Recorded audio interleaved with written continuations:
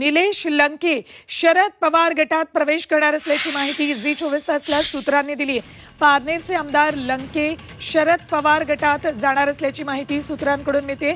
अजित पवार गटाला लंके सोडचिठ्ठी देण्याची शक्यता आहे। थेट जाऊयात आमचे प्रतिनिधी सागर आव्हाड यांच्याकडे। सागर, नेमकं काय घडतंय? निलेश लंके शरद पवार गटात जाणार असल्याचं कळतंय। निलेश लंके यांना अहमदनगरमधून लोकसभा उमेदवारी मिळण्याची शक्यता आहे, त्यामुळे अजित पवार गटाला सोडचिठ्ठी देऊन ते शरद पवार गटात जाण्याची शक्यता आहे। सूत्रांकडून तशी माहिती मिळते। झी 24 तासला विश्वसनीय सूत्रांनी ही माहिती दिली। निलेश लंके शरद पवार गटात जाणार असल्याची माहिती मिळते। थेट जाऊयात आमचे प्रतिनिधी सागर आव्हाड यांच्याकडे। सागर, निलेश लंके हे शरद पवार गटात जाणार असल्याचं कळतंय, काय अपडेट? नक्कीच आपण जर पाहिलं तर अहमदनगर दक्षिण लोकसभा मतदारसंघातून लंके यांनी जोरदार तयारी गेल्या 6 महिन्यापासून सुरू केलेली होती। मात्र अजित पवार गटामध्ये ते गेल्याने त्यांच्या पत्नीला त्यांनी समोर केलेलं होतं।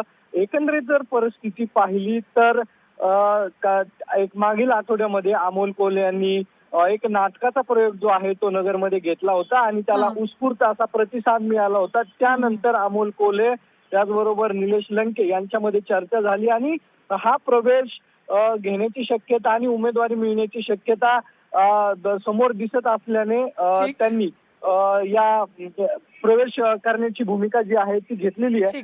निलेश लंके या मतावर ठाम आहे, प्राथमिक चर्चा त्यांची झालेली आहे। मात्र हा प्रवेश कधी होतोय पाहणं महत्वाचं ठरणार आहे। मात्र निलेश लंके हे शरद पवार गटामध्ये सामील होतील। ठीक आहे सागर, या घडामोडींवर लक्ष ठेवून राहा। तुर्तास धन्यवाद संपूर्ण माहितीसाठी। तर अजित पवार गटाला सोडचिठ्ठी देऊन निलेश लंके हे शरद पवार गटात जाणार असल्याची माहिती मिळते।